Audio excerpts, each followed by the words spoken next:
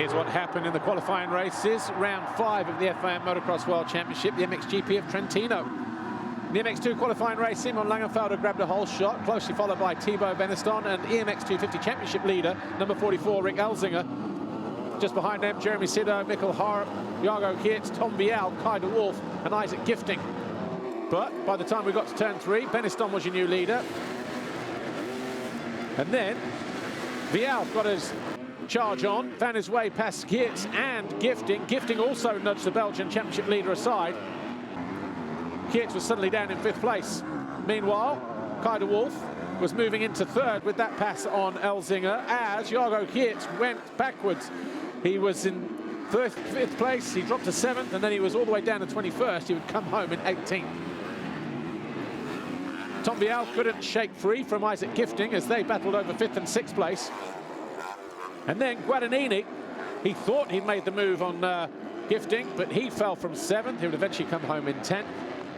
After laps of trying, number 28, Tom Vial eventually found his way past Rick Elzinga to move into 4th. That's where he would stay. And Kai de Wolf, with 3 laps to go, made that pass on Langenfelder to move into 2nd. Meanwhile, the last couple of laps were frantic as Elzinga held up Gifting. Horgmo found his way past Harup, and then towards the end of the lap, Gifting also found his way alongside the 24 of Horgmo as they both moved past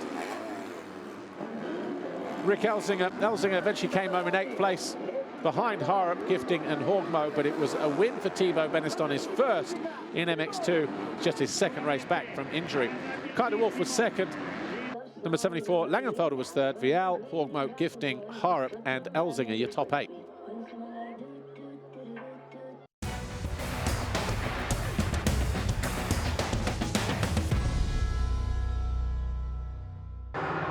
In the MXGP qualifying race, centre of the gate, number 61, Jorge Prado, swooped around the outside of everybody else. Jeremy Seewer got caught out, so too did Jordi Tixier and Pauls Jonas. Mitch Evans led, though, coming out of turn 2. Ferrato was 3rd, Geiser 4th, Koldenhoff was in 5th.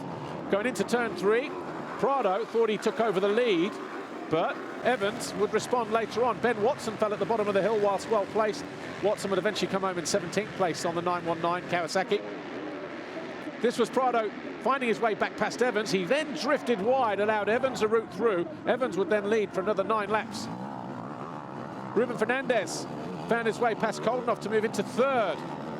Under the watchful eye of Geiser, but then Fernandez threw it away.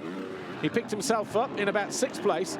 The 2 Yamahas came together here. Renault went down to 12th. Koldenhoff stayed up in 3rd. Geiser found his way into 2nd with that pass on Prado on lap 5. Fernandez down again as he caught the rear wheel of Brian Bogers.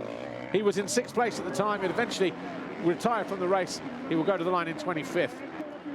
With about 4 or 5 laps to go, Tim Geiser eventually found his way into the lead with this move on his teammate Mitch Evans. Evans was then caught and passed by Prado. As Prado moved into 2nd, Evans was in 3rd at that moment. Tim Geiser, though, mercurial on his way to his 2nd pole position of the season, which means his 2nd qualifying race win. Jorge Prado, 61, came home 2nd. Evans on the 43 was 3rd. Then we had Koldenhoff, Bogers, Ferrato, Van Horbeek and Maxime Renault.